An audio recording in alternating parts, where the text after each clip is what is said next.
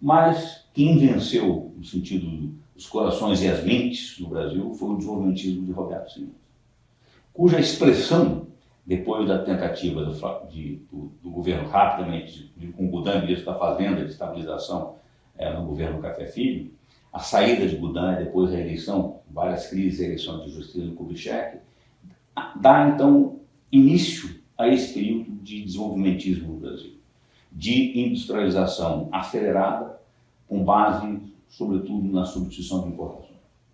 Portanto, no mercado interno protegido e substituição de importações e com a ação do Estado.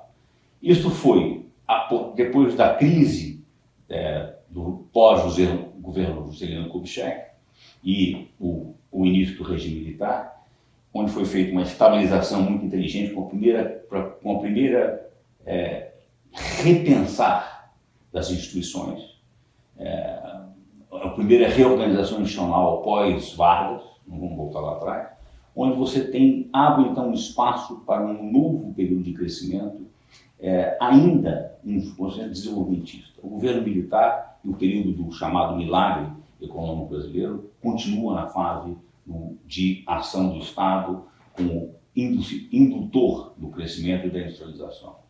E esse período foi um período basicamente de 65 até meados da década dos anos 70, com extraordinário sucesso. Depois ele bateu claramente no seu limite.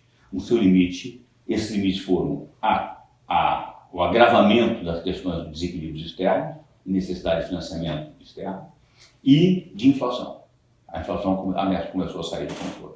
Tivemos, então, uma década perdida nos anos 80, altíssima inflação, até que, um sucesso depois de inúmeros fracassos, tentativa de estabilização, até que, com o real, se conseguiu finalmente estabilizar a moeda.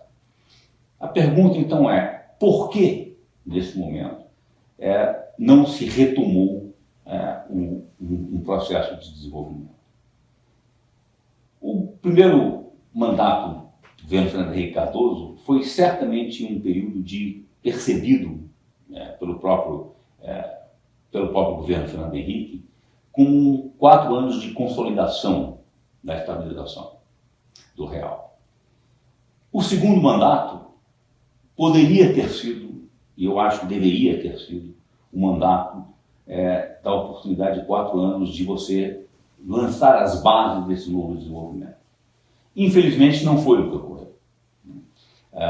Foi simplesmente uma repetição da ideia da obsessão de fiscalista. Ali, curiosamente, num governo do PSDB, social-democrata, e de um homem, um intelectual, de certa forma ilustrado, chegou à presidência da República, como ele próprio disse, mas por questões circunstanciais muito específicas, nós teríamos tido ali a oportunidade de repensar, de usar a imaginação, como você disse. Mas, infelizmente, não foi o que ocorreu.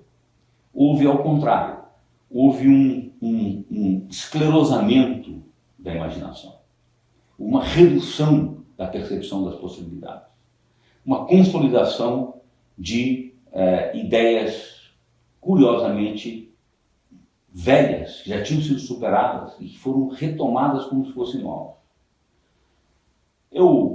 Basicamente, essa ideia que é uma percepção de que o Estado na melhor das hipóteses, um peso morto, um custo, um ônus para a sociedade. E, mais do que isso, quase sempre, não um peso morto, mas um atrapalhador da vitalidade, da economia e da imaginação da sociedade. Ele simplesmente quase como se fosse um tumor que, se não for controlado, irá dominar a sociedade como um todo, impedir a vitalidade da sociedade e do mercado financeiro e da iniciativa privada. Esta visão, que de certa forma, mais uma vez, não tem origem no Brasil, isso foi, desde o início dos anos 80, com Margaret Thatcher e Ronald Reagan, essa visão do que se convencionou chamar de neoliberalismo econômico, esse liberalismo de mercado fundamentalista passou a dominar as ideias. E com a necessidade, com uma percepção, uma simplificação de que tudo que é necessário fazer do ponto de vista de políticas públicas é controlar os gastos do Estado. Voltar à ideia de que o Estado só pode gastar rigorosamente aquilo que arrecada. Não apenas na sua operação e na transferência de renda, mas também no investimento. Então, essa ideia, que é a ideia que estava lá atrás, o chamado The Treasury View, a visão do tesouro em inglês, já tinha sido criticada e abandonada por Keynes. E o sucesso de Keynes durante todos os anos 50, 60, até meados dos anos 70. É claro que a responsabilidade fiscal é necessária, mas a responsabilidade fiscal não pode ser definida, não pode ser entendida como um equilíbrio entre receitas e despesas em todos os momentos, em todas as circunstâncias. Isso é uma algema, uma restrição absolutamente estapafúrdia sobre a ação do Estado. Voltaremos a isso mais à frente. E o segundo ponto, o conjunto, o que vem ao lado com essa ideia da restrição financeira do Estado, é uma desvalorização da política e da vida pública. A percepção de que o Estado e a sua governança são fatores secundários do desenvolvimento. O que você precisa é simplesmente deixar as forças do mercado capitalista, da iniciativa privada, que eles se organizarão por si próprios e levarão ao desenvolvimento da sociedade. Nesse sentido, em conjunto com esta restrição, essa ideia de restrição financeira ao Estado, esse cerceamento das possibilidades do Estado, de investimento do Estado, vem uma deterioração da governança. A ideia de que a vida pública e a política podem ser, não são um tema, é uma área de atividade humana de segunda ou terceira categoria, que não é louvável para as pessoas de bem participar desse espaço público, o que é uma inversão impressionante do que foi até meados do século passado, a visão sobre o que era política e o que é importante, a importância da política e da vida pública. E a ideia de que a governança, a representação democrática pode ser delegada para figuras menores, de certa forma, e que você controla, de fato, o país através o controle do país pode ser feito por via indireta. E que não é preciso estar diretamente envolvido na política e na vida pública. Eu acho que esses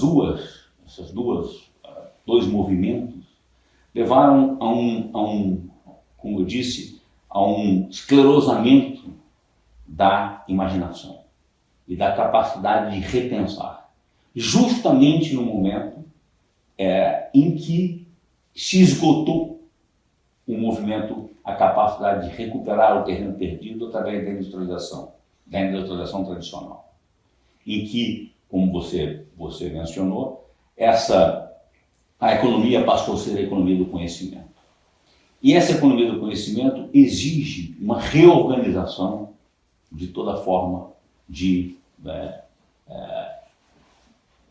produzir, de pensar e de organizar a sociedade. Nós ficamos, portanto, prisioneiros de uma visão simplista, dogmática. A expressão que você usou, que é de supersticiosa, de que as possibilidades, o único objetivo de política macroeconômica é equilibrar as contas públicas. Nada mais é importante, nada mais precisa ser feito.